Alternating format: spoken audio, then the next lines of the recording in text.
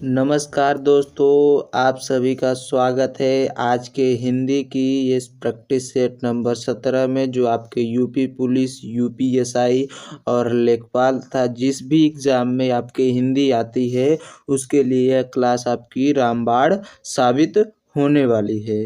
तो आशा करते हैं आप लोग अच्छे होंगे, अच्छे से अपनी स्टडी कर रहे होंगे। तो कमेंट करके ज़रूर बताइए कि आप लोग कैसे हैं और आपकी तैयारी कैसी चल रही है। तो चलिए बिना किसी देरी को इस क्लास को शुरू करते हैं। इस क्लास में हम लोग हिंदी के महत्वपूर्ण 37 प्रश्नों को जो है डिस्कस करने वाले हैं। तो चलिए क्लास में आगे बढ़ते हैं।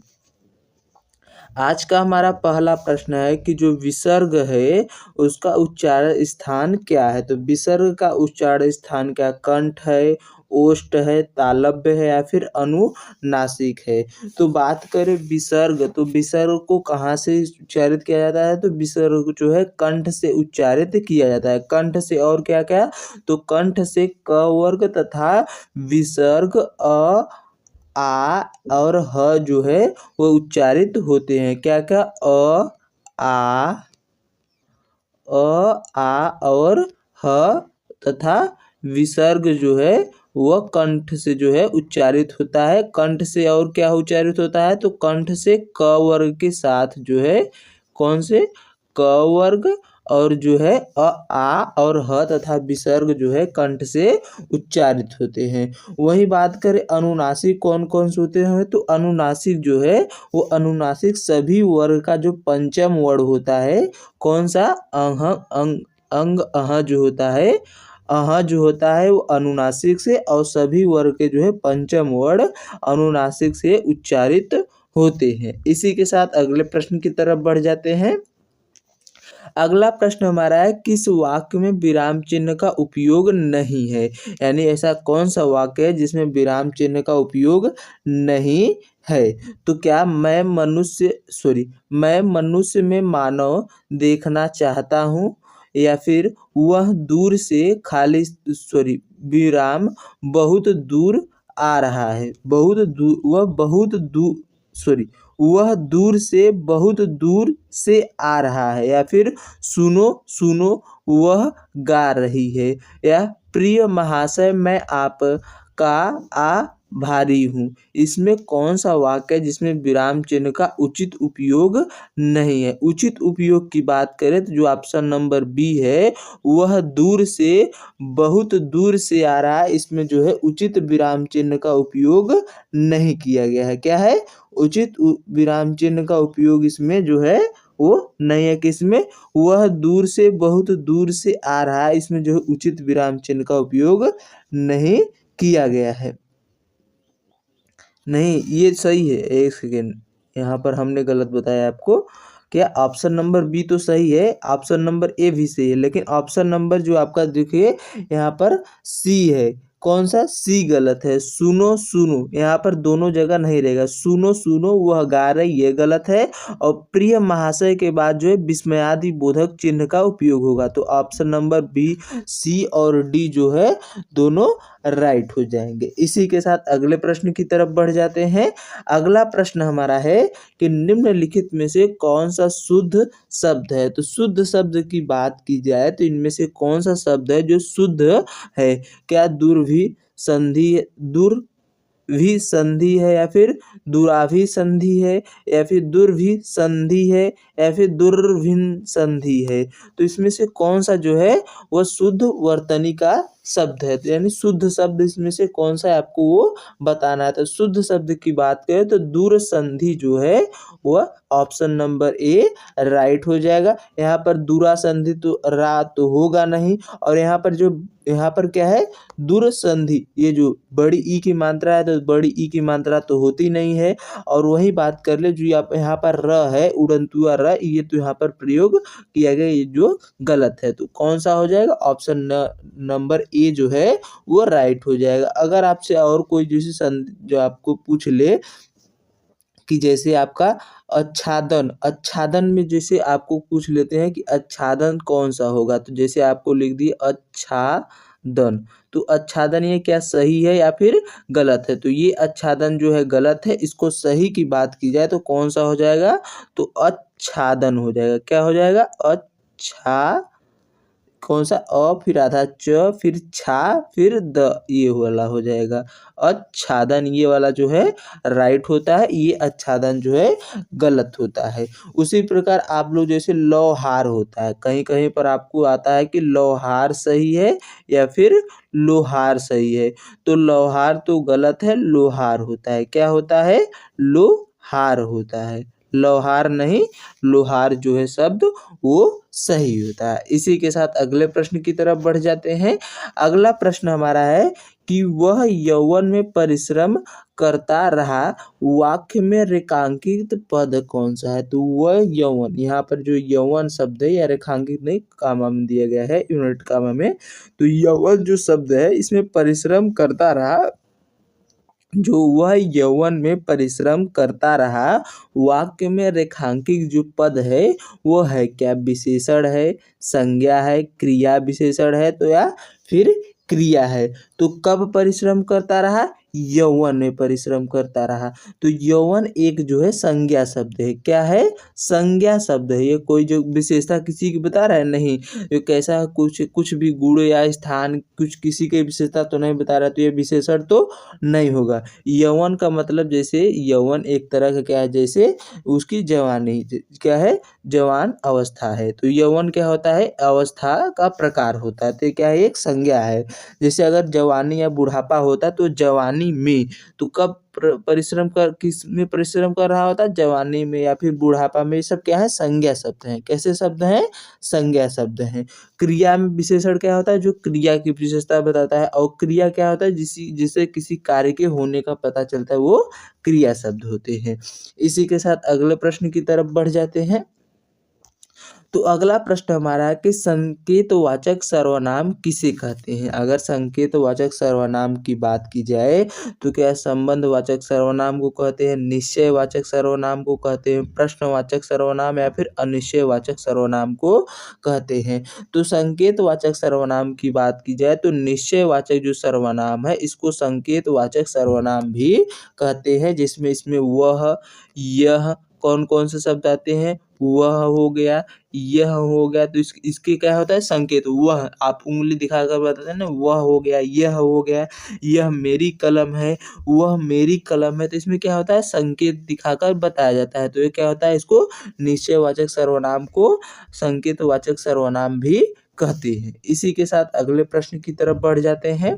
तो अगला प्रश्न हमारा है कि निम्नलिखित में से एक विशेषण शब्द नहीं है, वो कौन सा नहीं? तो एक विशेषण शब्द इनमें से कौन सा नहीं है? क्या वरदान नहीं है, वरद नहीं है, या फिर वरदायक नहीं है, या फिर वरणीय नहीं है? इनमें से कौन सा एक विशेषण शब्द नहीं है? तो वरदान जो है एक भाववाचक संज्ञा है, जबकि ये विशेषण शब्द नहीं है। वरद क्या है? वर देने वाला, यानी क्या है? वर देना। वर क्या है? वर को देने वाला, यानी उसकी विशेषता बता रहा है। तो वरद क्या है? एक विशेषण शब्द है। वरदायक यानी वर को देने वाला, ये भी क्या है? वरदायक भी एक विशेषण शब्द है। वरणी यानी वर के योग्य, यानी वर के योग्य जो होता है उसको वरणी बोलते हैं। तो क्या है? ये भी एक विशेषण शब्द है। जबकि वरदान जो है एक भाववाचक संज्ञा है। क्या है? भाववाचक संज्ञा है। तो ऑप्शन नंबर ए राइट हो जाएगा। इसी के साथ अगले प्रश्न में बढ़ते हैं। अगला प्रश्न हमारा है कि प्रयागराज में 10वां व्यक्ति डेंगू से पीड़ित है में 10वां शब्द क्या है? 10वां शब्द क्या? गणनावाचक विशेषण है, क्रमवाचक विशेषण है, आवृत्तिवाचक विशेषण है, या फिर समुदायवाचक विशेषण है? तो 10वां की बात की जाए तो ये 10वां क्या बता रहा है? क्रम। जैसे पहला, दूसरा, तीसरा, चौथा, इसमें क्या होता है?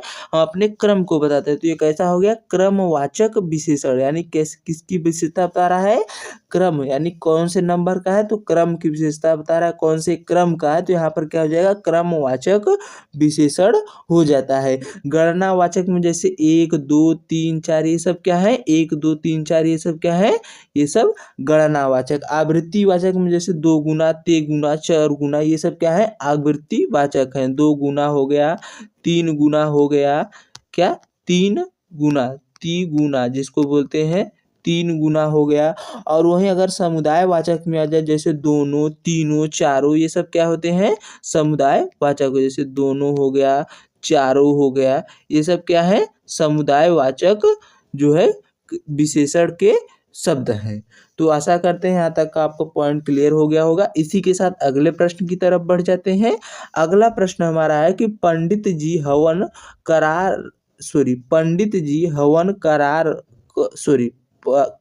कर कथा कह रहे थे। जो पंडित जी है वो हवन करा कर कथा कह रहे थे। में करा कर में कौन सी क्रिया है? कराकर में क्या संयुक्त क्रिया है, नाम धातु क्रिया है, मुख्य क्रिया है, या फिर पूर्वकालिक क्रिया है? तो करा कर यानी किसी कार्य को कराने के बाद, जब किसी एक कार्य के समाप्त होने के बाद दूसरे कार्य का जो है शुरू होता है तो वहाँ पर पूर्वकालिक क्रिया होती है। तो कराकर कौन सी क्रिया है? पूर्वकालिक क्रिया है। कैसी क्रिया है? कराकर जो है वो पूर्वकालिक क्रिया है। इसी के साथ अगले प्रश्न में बढ़ते हैं। अगला प्रश्न हमारा है कि समानाधिकरण और व्यधिकरण किसके विभेद होते हैं? तो समानाधिकरण और व्यधिकरण की बात की जाए तो क्या समुच्चय बोधक के होते हैं, संबंध बोधक के होते हैं, निपात के होते हैं, या फिर क्रिया विशेषण के होते हैं? तो समानाधिकरण और व्यधिकरण की बात की जाए तो ये समुच्चय बोधक जो अव्यय है इसके भेद होते हैं। संबंध बोधक में जो है दो सेंटेंस यानी दो वाक्यों को जो है जोड़ा जाता है। समुच्चय बोधक में बात की जाए तो समुच्चय बोधक में जो है वह क्या होता है?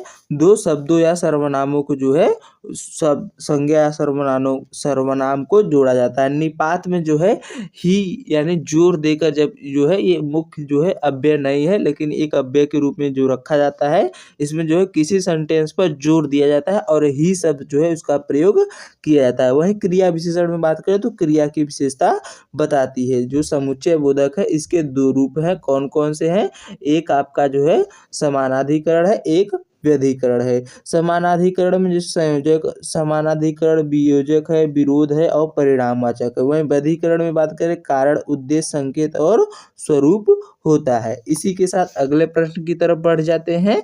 तो अगला प्रश्न हमारा है कि काम, क्रोध, मद, लोभ इन चारों में से कितने स्त्रीलिंग शब्द हैं? जो चार शब्द आपको दिए गए हैं काम, क्रोध, मद, लोभ, इन चारों में कौन कौन स्त्रीलिंग शब्द है? तो बात करें काम, उसका वो काम के प्रति लालायित था। तो लालायित था या उसने काम किया तो ये क्या है? एक पुल्लिंग शब्द है। उसको क्रोध आया, क्या स्त्री को क्रोध आया, यही बताना कि महिला को क्रोध आया। क्या महिला को क्रोध आई ये होता है? नहीं। तो यहाँ पर ये भी पुल्लिंग शब्द है। मद की बात करें तो वो मद मस्त था। क्या था? हाथी मद मस्त था, यानी ये भी क्या है? एक पुल्लिंग शब्द है। वही बात करें उस लोभ बहुत हानिकारक होता है, तो यहाँ पर भी क्या है? पुल्लिंग शब्द का ही जो है ये प्रयोग में आ रहा है। तो ये सब चारों क्या है? पुल्लिंग शब्द है, कोई भी स्त्रीलिंग शब्द नहीं है। तो यहाँ पर कौन सा स्त्रीलिंग शब्द है? तो इसमें जो है न एक स्त्रीलिंग है, न दो है, न जीरो है, या फिर 3 है। तो स्त्रीलिंग शब्दों की संख्या की बात करें तो 0 स्त्रीलिंग शब्द है। कितने हैं? 0 स्त्रीलिंग शब्द है। इसमें कोई भी स्त्रीलिंग शब्द नहीं है, सभी क्या है? पुल्लिंग शब्द है। इसी के साथ अगले प्रश्न की तरफ बढ़ जाते हैं। अगला प्रश्न हमारा है कि प्रेम अनदेखी राहों की तरह ही आकर्षक होता है। जो प्रेम है अनदेखी राहों की तरह आकर्षक होता है, इस वाक्य का आपको काल पहचानना है। तो क्या इसमें सामान्य भूतकाल है, पूर्व वर्तमान काल है, सामान्य वर्तमान काल है, या फिर अपूर्व वर्तमान काल है? तो जो प्रेम होता है वो अनदेखी राहों की तरह आकर्षक होता है, इसमें जो है सामान्य वर्तमान काल है। कैसा है? सामान्य वर्तमान काल है। अपूर्व वर्तमान काल में रहा है, रही है, ये शब्द आते हैं। पूर्व वर्तमान काल में चुका है, चुकी है शब्द आते हैं। और सामान्य भूतकाल में कार्य जो है वो भूतकाल में हुआ प्रतीत होता है। इसी के साथ अगले प्रश्न की तरफ बढ़ते हैं। अगला प्रश्न हमारा है कि लिंग की दृष्टि से एक शब्द जो है शुद्ध है वो कौन सा है? क्या कालिदास की पत्नी बहुत बुद्धिमान थी, यह शब्द सही है, यह वाक्य सही है? या फिर सावित्री के पुत्रवान होने का वरदान मांगा, या फिर लक्ष्मीबाई बहुत बलवान थी, या फिर भगवती लक्ष्मी भक्त पर प्रसन्न हुई। इसमें से कौन सा जो है एक जो है शुद्ध है? किसके दृष्टि से? लिंग की दृष्टि से शुद्ध की बात की जाए तो पहला सेंटेंस देख लेते हैं।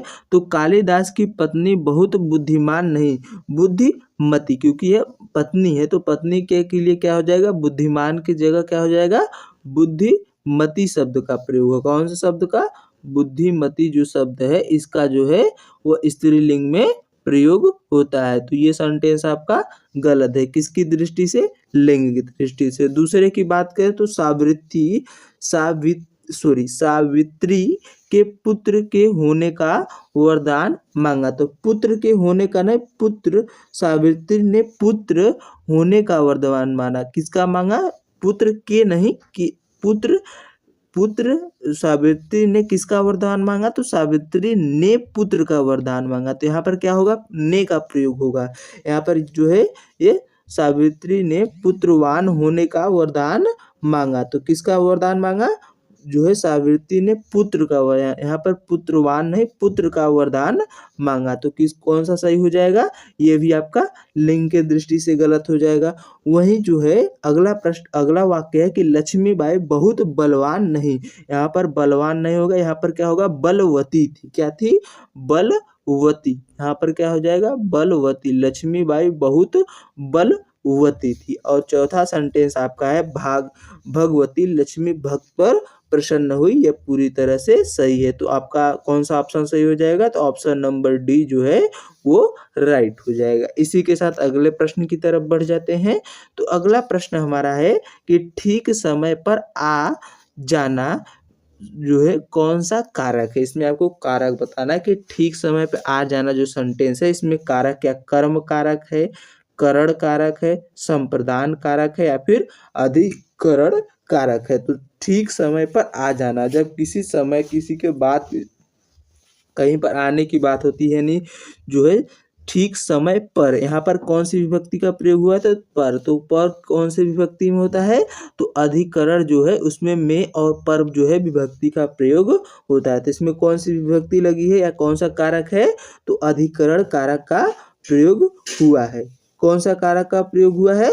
तो अधिकरण कारक का प्रयोग हुआ। जैसे है मैंने हाथ में लेखनी, मेरे हाथ में लेखनी है। तो किसके हाथ में लेखनी है? मेरे। तो में और पर कहाँ पर आया है? तो अधिकरण हो गया। जहाँ पर में और पर आ जाएगा वहाँ पर क्या हो जाएगा? अधिकरण हो जाएगा। उसी प्रकार जैसे मैदान में कोई खिलाड़ी नहीं था। तो कहाँ पर कोई खिलाड़ी नहीं था? मैदान में। तो विभक्ति कौन सी प्रयोग हुई है? में विभक्ति। तो में विभक्ति किस करण कारक का होती है? तो कौन से कारक का होती है? तो अधिकरण कारक में जो है में विभक्ति और पर विभक्ति का जो है वो प्रयोग होता है। कर्म में कर्ता ने कर्म को करण से संप्रदान के लिए, अधिकरण में पर संप्रदान के लिए अपादान से अलग होने के अर्थ में, ये सब विभक्ति हैं। इनको आप लोग ध्यान में रख सकते हैं। इसी के साथ अगले प्रश्न की तरफ बढ़ते हैं। अगला प्रश्न हमारा है कि निम्नलिखित में से संकर शब्द कौन सा है? संकर शब्द की बात करें तो क्या नारिकेल है, चुगलखोर है, आतिशबाजी है, या फिर लफंगा है? तो संकर शब्द की बात की जाए, संकर शब्द दो भाषाओं से मिलकर बने होते हैं। कितनी भाषाओं से? संकर शब्द का मतलब होता है जो दो भाषाओं से मिलकर शब्द बने होते हैं। कितने भाषाओं से? दो भाषाओं, एक सेकेंड लिख देते हैं यहाँ पर, दो भाषाओं से मिलकर बने होते हैं। क्या? मिलकर बने होते हैं शब्द, उनको क्या कहते हैं? संकर शब्द कहते हैं। संकर शब्द क्या होते हैं? दो भाषाओं से मिलकर बने होते हैं। नारिकेल का मतलब क्या होता है? नारिकेल को नारियल कहते हैं।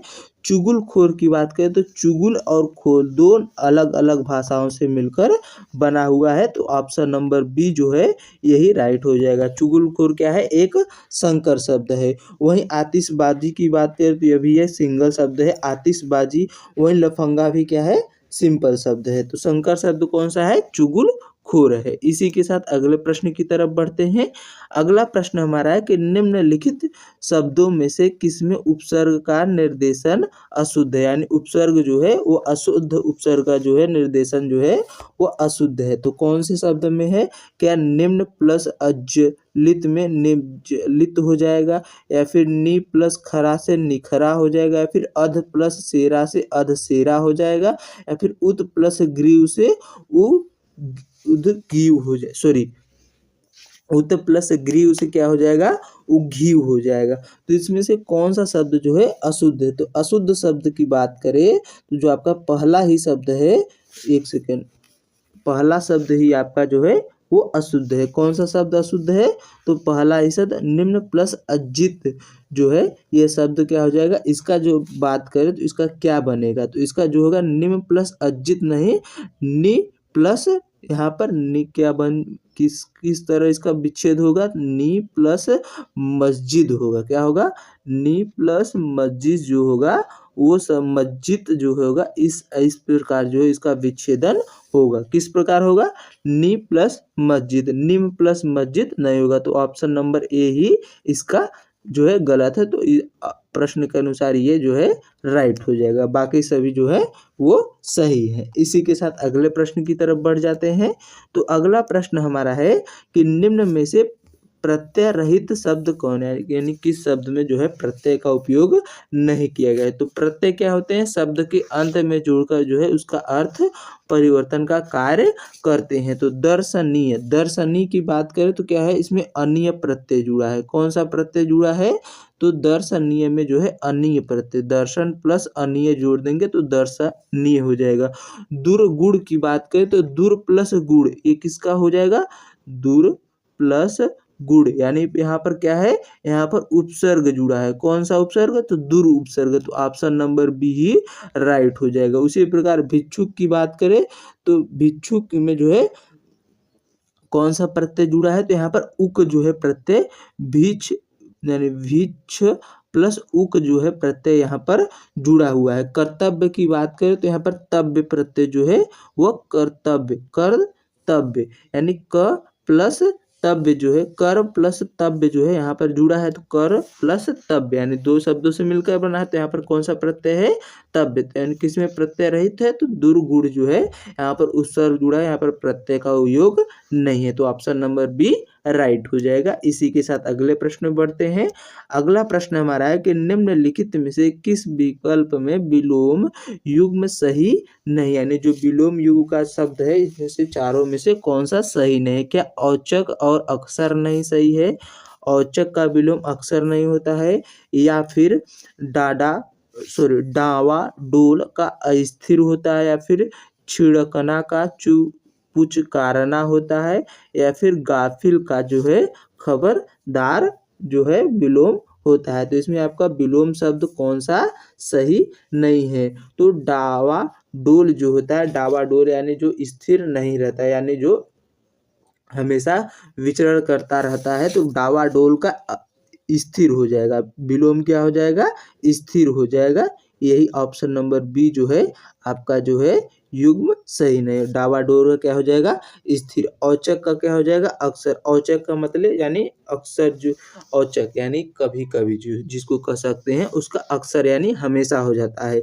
वहीं झिड़कना का मतलब पुचकारना हो जाता है। झिड़कना यानी किसी को जो है भगा देना, इस एक तरह से जैसे झिड़कना यानी उसको क्या है? झड़ा कर उसको भगा रहे हैं, उसका जो है पुचकारना यानी दुलारना हो जाएगा। गाफिल का क्या हो जाएगा? खबरदार हो जाएगा। उसी प्रकार अगर आपसे अगर मान ले अगर कोई शब्द हम देते हैं, जैसे मान लीजिए आगत है, तो आगत का विलोम शब्द क्या हो जाएगा? तो आगत का विलोम क्या हो जाएगा? निरागत हो जाएगा। क्या हो जाएगा? निरागत हो जाएगा। आगत का विलोम की बात करें तो निरागत हो जाएगा। उसी प्रकार अगर कुलटा का विरोध की बात की जाए तो क्या हो जाएगा? कुलटा, किसका? कुलटा जो शब्द है इसका विलोम शब्द की बात करें तो कुलटा शब्द का विलोम शब्द क्या होगा? तो पतिव्रता हो जाएगा। क्या हो जाएगा? पतिव्रता जो है कुलटा शब्द का विलोम शब्द हो जाएगा। खेचर का विलोम क्या हो जाएगा? भूचर हो जाएगा। चांचल्य का विरोध क्या हो जाएगा? धैर्य हो जाएगा, और झीना जो है इसका विलोम शब्द मोटा जो है हो जाता है। इसी के साथ अगले प्रश्न की तरफ बढ़ जाते हैं।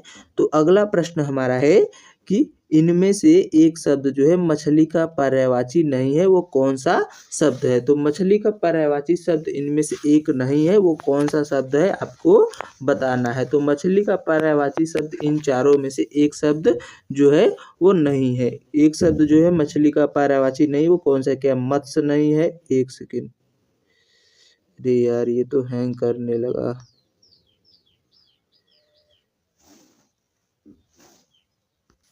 इसमें से एक शब्द जो है मछली का पर्यायवाची नहीं है, वो कौन सा नहीं, क्या मत्स्य नहीं है, मीन नहीं है, सफरी नहीं, या फिर जलोदरी नहीं है। तो मछली का शब्द जो है इसमें से कौन सा पर्यायवाची शब्द नहीं है। तो मछली शब्द जो है इसका पर्यायवाची की बात करें तो इसमें से कौन सा नहीं, तो जलोदरी जो है वो मछली का पर्यायवाची नहीं है। बाकी सभी आपका मत्स्य, मीन, सफरी जो है मछली का पर्यायवाची होता है। जलोदरी का मतलब जो होता है ईमानदार और वफादार होता है। क्या होता है, इसका किसका पर्यायवाची है, ईमानदार या वफादार जो है इसका पर्यायवाची शब्द है। किसका, वफादार का। जलोदरी जो है ईमानदार व वफादार शब्द जो है इसका पर्यायवाची शब्द होता है। इसी के साथ अगले प्रश्न की तरफ बढ़ जाते हैं। तो अगला प्रश्न हमारा है, एक सेकेंड, अगला प्रश्न है कि इनमें से कौन सा शब्द जो है खग शब्द का अर्थ नहीं है। खग शब्द का अर्थ क्या, द्विज नहीं है, पक्षी नहीं है, मृदुल नहीं है, या फिर पखेरु नहीं है। तो खग शब्द जो है इसका अर्थ क्या नहीं है, तो मृदुल यानी कोमल जो होता है ये खग शब्द का अर्थ नहीं है। खग का अर्थ द्विज भी होता है, पक्षी भी होता है, पखेरु भी खग शब्द का अर्थ होता है, जबकि मृदुल शब्द जो है वो कोमल शब्द का अर्थ होता है। इसी के साथ अगले प्रश्न की तरफ बढ़ जाते हैं। अगला प्रश्न हमारा है कि अपनी विवाहित स्त्री से उत्पन्न पुत्र के लिए वाक्यांश के लिए एक शब्द क्या होता है। जरायुज कहते हैं, जारज कहते हैं, दत्तक कहते हैं, या फिर औरस कहते हैं। तो अपनी पुत्र से जो है उत्पन्न, अपनी विवाहित स्त्री से उत्पन्न पुत्र को जो है औरस कहा जाता है। क्या कहा जाता है, वाक्यांश के लिए एक शब्द औरस कहते हैं। वही बात करें जारज, तो जारज गैर पुरुष से उत्पन्न पुत्र को कहते हैं। जारज किसको कहते हैं, गैर पुरुष से, किससे, गैर पुरुष से उत्पन्न पुत्र को जो है जारज कहा जाता है। वही बात करें दत्तक, यानी उत्तराधिकार के लिए गोद लिए गए पुत्र को जो है दत्तक पुत्र कहते हैं। जैसे रानी लक्ष्मीबाई ने दत्तक पुत्र को गोद लिया था। इसी के साथ अगले प्रश्न में बढ़ते हैं। अगला प्रश्न है कि गवीश शब्द जो है इसमें प्रयुक्त संधि का आपको नाम बताना है। तो गवीश शब्द जो है इसमें कौन सा संधि का प्रयोग किया गया है। एक सेकेंड,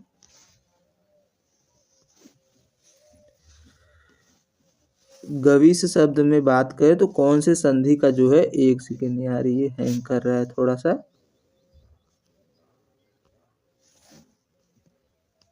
तो जो गवीश शब्द है, कौन सा शब्द, गवीश शब्द जो आपका है इसमें कौन से संधि का जो है वो प्रयोग हुआ है। तो गवीश जो है इसमें संधि की बात की जाए तो गवीश शब्द में कौन सा संधि का प्रयोग हुआ, क्या दीर्घ संधि है, गुण संधि है, यड़ संधि है, या फिर अयादि संधि का प्रयोग हुआ है। तो गवीश शब्द में जो है अयादि संधि का प्रयोग हुआ है। कौन सी संधि का प्रयोग हुआ है, अयादि संधि का। तो अगर बात की जाए गवीश जो शब्द है इसमें कौन सा संधि है, तो अयाद संधि का जो है गवीश शब्द में प्रयोग हुआ है। इसका संधि विच्छेद करें तो क्या हो जाएगा, गो प्लस, क्या हो जाएगा, गो प्लस ई से जो है इसका संधि विच्छेद हो जाएगा। यानी ओ प्लस ई जब मिलकर क्या बना रहे हैं, अयाद संधि का जो है यह रूप है। ओ प्लस ई मिलकर, ओ या फिर कोई और अदर वर्ड होता है तो वहाँ पर क्या हो जाता है, हुआ हो जाता है। क्या हो जाता है, अगर ओ प्लस अगर अन्य वर्ड हो और आ ई कुछ भी हो तो वहाँ पर क्या हो जाता है, वहाँ पर आपका जो है अव शब्द जो है बन जाता है। क्या बन जाता है, अव शब्द जो है वहाँ पर जो है उसका निर्माण हो जाता है। ओ प्लस अगर कुछ अदर होता है तो गो का क्या हो जाएगा, आधा ग हो जाएगा। तो क्या हो जाएगा, ग यानी ग, तो उसको ग प्लस विष हो जाएगा। क्या हो जाएगा, गविष शब्द बन जाता है। तो ये कौन सी संधि का भेद है, अयादि संधि का भेद है। उसी प्रकार पवित्र की बात करें तो पो प्लस इत्र हो जाएगा, भावुक में भव प्लस उक हो जाएगा। विधायक की बात करें तो विधायक में विधेय प्लस अक हो जाएगा। ये सब क्या है, अयादि संधि के रूप है। अयादि संधि में क्या होता है, अगर ए प्लस अन्य वर्ड आता है, ए के साथ कोई अन्य वर्ड आता है तो उसका जो है मात्रा चढ़ती है, तो वहाँ पर क्या हो जाता है, अय शब्द बन जाता है। क्या बन जाता है, अय बन जाता है। अगर कोई अदर तीसरा वर्ड आया हो, उसी प्रकार अगर ए आय आय के साथ आता है तो वहाँ पर क्या बन जाता है, आय बन जाता है। क्या बन जाता है, आय बन जाता है। उसी प्रकार ओ के साथ आता है तो क्या बनता है, औ बनता है। अगर औ के साथ आता है तो क्या यहाँ पर बनता है, आव शब्द जो है उसका निर्माण होता है। और जो तीसरा वर्ड यानी जो इसके बाद का वर्ड होता है उसकी मात्रा जो है व या य पर लगाई जाती है। इसी के साथ अगले प्रश्न की तरफ बढ़ते हैं। तो अगला प्रश्न हमारा है, एक सेकेंड यहाँ पर जो स्लाइड ले लेते हैं हैंग की वजह से। हाँ, अगला प्रश्न हमारा ये है कि जो है सूची 1 को सूची 2 से आपको मिलान करना है, यानी इसमें कौन कौन सा समास है, आपको समास बताना है। तो जो त्रिभुज है इसमें कौन सा समास है, तो त्रिभुज में बात करें समास कौन सा है, त्रिपुरारी में कौन सा समास है, भाई बहन में, भाई और भाई में कौन सा समास है। तो यहाँ पर जो है विकल्प 2 तो दिया ही नहीं है। तो त्रिभुज की बात करें, त्रिभुज में कौन सा समास है, त्रिभुज जो है एक द्विगु समास है। त्रिभुज में कौन सा समास है, तो त्रिभुज में जो है वो कौन सा समास है, द्विगु समास है। यानी जब कहाँ पर संख्या की बात आती है तो वहाँ पर क्या होता है, द्विगु समास होता है। वही बात करें त्रिपुरारी, तो त्रिपुरारी कौन सा समास है, त्रिपुरारी में जो है बहुब्रीहि समास है। कौन सा समास है, बहुब्रीहि समास जो है वह त्रिपुरारी में है। त्रिपुरारी कौन से भगवान को कहा जाता है, त्रिपुरारी की बात करें यानी 3 त्रिपुरारी जो है यहाँ पर बहुब्रीहि समास है। वहीं पर बात करें भाई भाई, तो भाई भाई में कौन सा समास है, तो भाई भाई जो है अव्ययी भाव यहाँ पर समास है। कौन सा समास है, अव्ययी भाव समास जो है वो भाई भाई में है। कौन सा, अव्ययी भाव समास है। कौन सा समास है, अव्ययी भाव समास जो है वो भाई भाई में है। वहीं बात करें भाई बहन में, तो भाई बहन जो है यहाँ पर द्वंद्व समास है। कौन सा समास है, तो द्वंद्व समास जो है वो भाई बहन में है। कौन सा समास, द्वंद्व समास। आशा करते हैं यहाँ तक आपको क्लियर हो गया होगा। इसी के साथ अगले प्रश्न की तरफ बढ़ते हैं।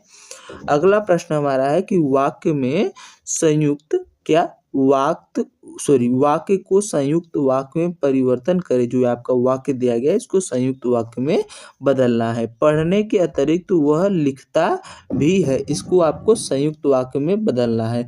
तो संयुक्त वाक्य क्या हो जाएगा, वह पढ़ाई लिखाई कर लेता है, या फिर वह पढ़ाई लिखाई करता रहता है, वह केवल पढ़ता ही नहीं बल्कि लिखता भी है, या वाक्य परिवर्तन असंभव है। तो इसमें से जो है क्या बनाया जाएगा, तो इसका जो है वाक्य जो है परिवर्तन संयुक्त वाक्य में बात करें तो संयुक्त वाक्य क्या बनेगा, तो वह केवल पढ़ाई ही नहीं बल्कि लिखता भी है। क्या है, यह संयुक्त वाक्य, यानी 2 वाक्यों को क्या है, बल्कि ही नहीं के साथ जो है वह जोड़ दिया गया है, यानी संयुक्त वाक्य बनाया गया है। इसी के साथ अगले प्रश्न की तरफ बढ़ते हैं। बल्कि जो है यहाँ पर संयोजन का कार्य संयुक्त वाक्य का कर रहा है। इसी के साथ अगले प्रश्न में बढ़ते हैं।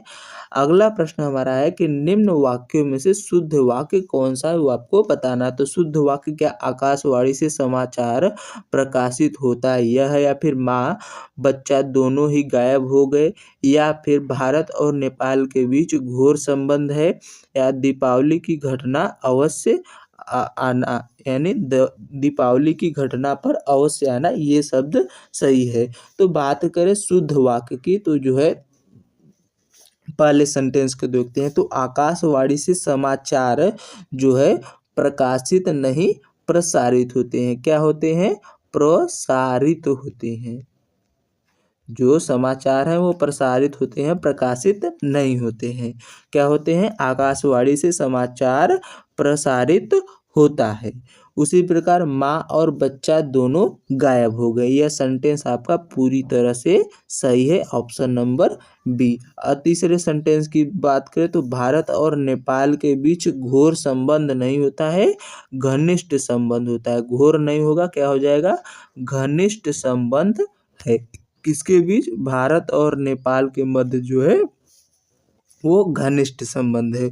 उसी प्रकार दीपावली की घटना नहीं, दीपावली पर आना। दीपावली की घटना नहीं, दीपावली पर अवश्य आना, यह शब्द जो हो गया वाक्य सही होगा। इसी के साथ अगले प्रश्न में बढ़ते हैं।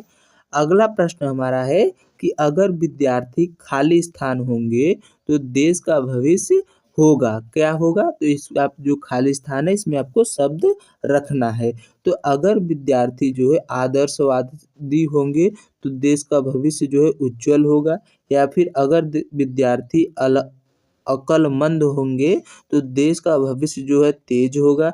या फिर अगर विद्यार्थी जो है अचेत होंगे तो देश का भविष्य गरिमाजनक होगा। या फिर अगर विद्यार्थी निडर होंगे तो देश का भविष्य उत्साही होगा। तो इसमें से आप देख सकते हैं अगर विद्यार्थी अचेत होंगे तो देश का भविष्य गरिमामय हो सकता है, तो ये तो आपका गलत हो जाएगा। वहीं अगर विद्यार्थी निडर होंगे तो ये तो बात सही है। अगर विद्यार्थी निडर होंगे तो देश का भविष्य क्या उत्साही होगा, ये शब्द भी यहाँ पर गलत है। अगर विद्यार्थी अक्लमंद होंगे तो ये बात सही है कि अगर विद्यार्थी अक्लमंद होंगे तो देश का भविष्य तेज नहीं होगा, तेज शब्द यहाँ पर गलत है। अगर विद्यार्थी आदर्शवादी होंगे तो देश का भविष्य उज्जवल होगा। दोनों शब्द जो है वो सही जो है सटीक रूप से बैठ रहे हैं, तो ऑप्शन नंबर ए जो है राइट हो जाएगा। इसी के साथ अगले प्रश्न में बढ़ते हैं। अगला प्रश्न हमारा है कि वाक्य के य र ल व अंशों को उचित क्रम अनुसार व्यवस्थित कीजिए। तो य र ल व को जो है यहाँ पर वाक्य ही नहीं दिया गया तो व्यवस्थित कहाँ से करेंगे आप लोग? जो है वाक्य दिया होता है, एक से जो कुछ वाक्य दिए होते हैं 4-5 वाक्य, तो उनको आपको व्यवस्थित करना होता है। तो यहाँ पर वाक्य ही नहीं दिए हैं, तो इस प्रश्न को यहीं पर छोड़ते हैं, अगले प्रश्न की तरफ बढ़ते हैं।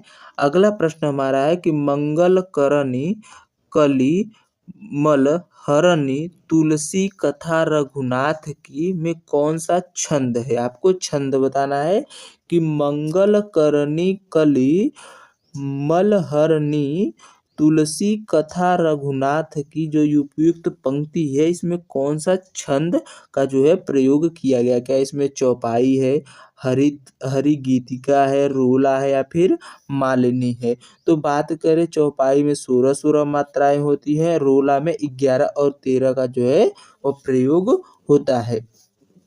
वहीं हरि गीतिका की बात करें तो इसमें 28 मात्राएं जो है होती हैं। तो पहले इसकी मात्राओं को गिन लेते हैं।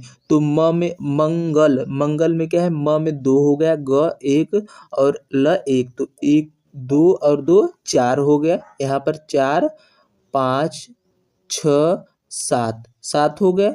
8 9 10 11 12 13 14 हो गया। 15 14 यहाँ पर हो गया।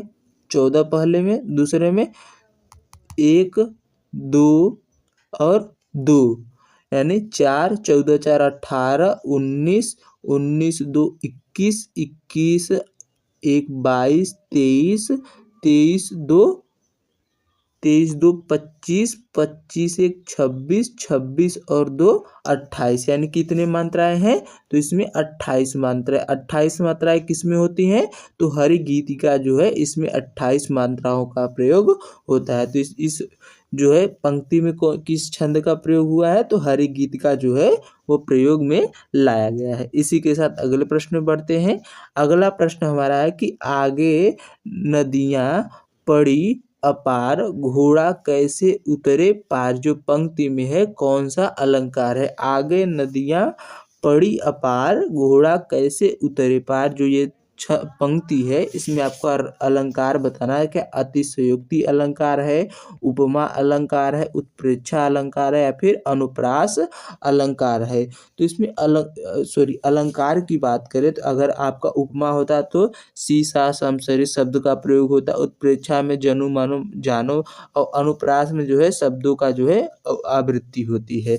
तो यहाँ पर क्या है, आगे नदियाँ पड़ी अपार, यानी बहुत सारी नदियाँ हैं, यानी बहुत बढ़ा चढ़ा कर बात की जा रही है और घोड़ा कैसे उसको पार करेगा। तो जब कहीं पर बहुत बढ़ा चढ़ा कर बात की जाती है तो वहाँ पर अतिशयोक्ति अलंकार होता है। कौन सा अलंकार होता है? अतिशयोक्ति अलंकार। इसी के साथ अगले प्रश्न में बढ़ते हैं। अगला प्रश्न हमारा है कि म्याऊ का ठौर लोकोक्ति का अर्थ आपको बताना है। तो म्याऊ का ठौर जो लोकोक्ति है इसका आपको जो है अर्थ बताना है। क्या ननिहाल हो जाएगा, खाला का घर हो जाएगा, खतरे का स्थान हो जाएगा या फिर सुरक्षित स्थान हो जाएगा।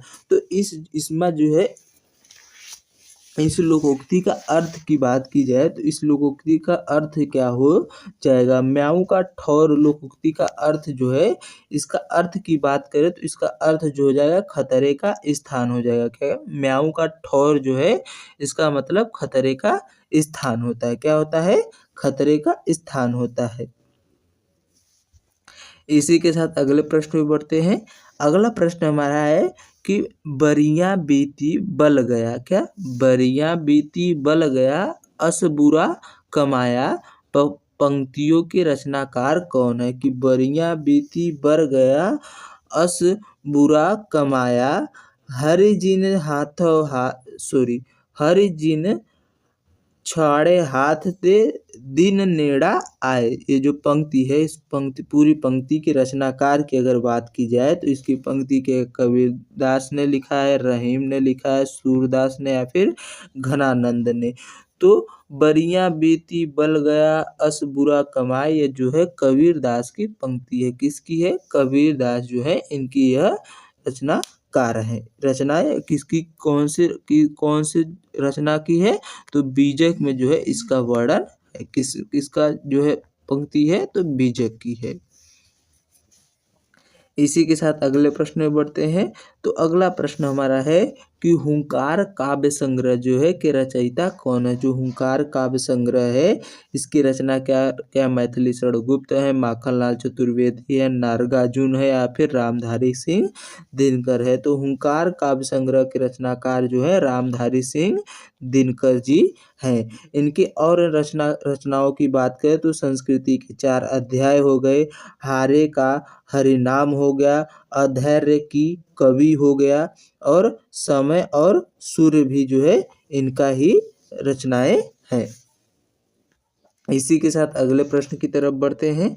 अगला प्रश्न हमारा है कि चित्रा मुग्दल को किस कृति के लिए साहित्य अकादमी पुरस्कार से पुरस्कृत किया गया? चित्रा मुग्दल जो लेखक हैं इनको किस कृति के लिए साहित्य अकादमी पुरस्कार मिला? क्या एक जमीन अपनी या फिर आवा के लिए या फिर पोस्ट बॉक्स नंबर 203 नाला सुपारा के लिए या फिर गिलगड्डू के लिए जो है मिला था? तो इनको जो है चित्रा मुग्दल को साहित्य अकादमी पुरस्कार जो है पोस्ट बॉक्स नंबर 203 नाला सुपारा के लिए जो है वो साहित्य अकादमी पुरस्कार से सम्मानित किया गया था। कब किया गया था? तो सन 2018 में जो है यह सम्मान इनको मिला था। कब मिला था? सन 2018 में।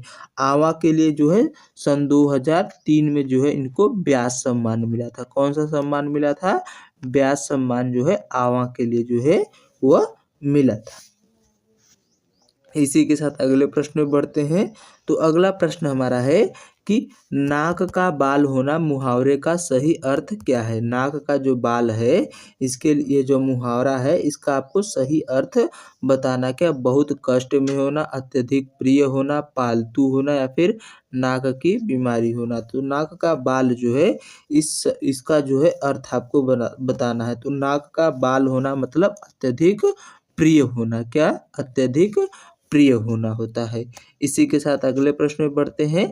अगला प्रश्न हमारा है कि निम्नलिखित में से तत्सम शब्द आपको आपका चयन करना है। कौन सा इसमें तत्सम शब्द है? क्या गधा है, गाय है, घोटक है या फिर घड़ा है? तो तत्सम शब्द की बात करें तो इसमें से कौन सा जो है आपका तत्सम शब्द है? तो आपका तत्सम शब्द आपको बताना है। तो इसमें से आप लोग होमवर्क के तौर पर इस शब्द का जो है जवाब बताएंगे, इसमें से कौन सा तत्सम शब्द है। अगले प्रश्न की तरफ बढ़ते हैं। तो अगला प्रश्न हमारा है, जो सब कुछ जानता हो वाक्यांश के लिए उसका एक शब्द प्रयोग करता है। अल्पज्ञ है, बहुज्ञ है, सर्वज्ञ है या फिर अज्ञ है? तो जो सब कुछ जानता है उसको सर्वज्ञ बोलते हैं। क्या बोलते हैं? सर्वज्ञ। अल्पज्ञ का मतलब जो बहुत थोड़ा जानता हो। इसी के साथ अगले प्रश्न में बढ़ते हैं। अगला प्रश्न हमारा है कि कवि शब्द का स्त्रीलिंग रूप कौन सा हो जाएगा? क्या कवयित्री हो जाएगा, कवियत्री हो जाएगा या फिर कवयत्री हो जाएगा या फिर कवित्री हो जाएगा? तो कवि शब्द का स्त्रीलिंग जो होगा वो कवयित्री होगा। क्या होगा? कवयत्री जो होगा वो कवि शब्द का स्त्रीलिंग रूप होता है। इसी के साथ अगला प्रश्न देखते हैं। अगला प्रश्न है कि छायावाद के प्रवर्तक का नाम निम्नलिखित में से क्या है? छायावाद के प्रवर्तक की बात करें तो क्या सुमित्रानंदन पंत है, श्रीधर पाठक है, जयशंकर प्रसाद है या फिर निराला है? तो छायावाद की बात करें तो पंत प्रसाद वर्मा निराला है। तो इसमें से प्रवर्तकों के नाम कौन से? तो छायावाद का नाम निम्नलिखित में से छायावादी कवि कौन है? तो छायावादी कवि जो है, एक सेकेंड, एक छायावाद के जो है कौन है? तो श्रीधर पाठक हो जाएंगे। छायावाद के प्रवर्तक जो है श्रीधर पाठक जी हैं। इसी के साथ अगले प्रश्न में बढ़ते हैं। तो आज के लिए बस 37 ही प्रश्न यहाँ पर जो है समाप्त होते हैं। यह क्लास आप लोगों को कैसी लगी कमेंट करके ज़रूर बताइएगा। अगर यह क्लास आप लोगों को अच्छी लगी हो तो अपने दोस्तों को भी अधिक से अधिक शेयर कीजिएगा और हमें अधिक से अधिक सपोर्ट करिएगा। अगर कोई डाउट हो, कोई सजेशन हो तो उसको भी बता सकते हैं। अगर भूल चूक से कोई भी गलती हुई हो तो उसके लिए हम माफ़ी चाहते हैं, क्योंकि हम कोई रोबोट नहीं है कि हर चीज़ एकदम करेक्ट बता सकते हैं, लेकिन पूरा कोशिश करते हैं कि सब कुछ आपको राइट बताएंगे। अगर कोई गलती होती है तो उसके लिए हम क्षमा प्रार्थी हैं। अगर आपको इस क्लास की PDF नोट चाहिए तो आप लोग हमारे टेलीग्राम चैनल को ज्वाइन कर लीजिए। डिस्क्रिप्शन में लिंक देंगे, वहाँ से आप लोग ज्वाइन करके इसका PDF भी ले सकते हैं। तो चलिए आज के लिए बस इतना ही। मिलते हैं नेक्स्ट क्लास में। जय हिंद, जय भारत।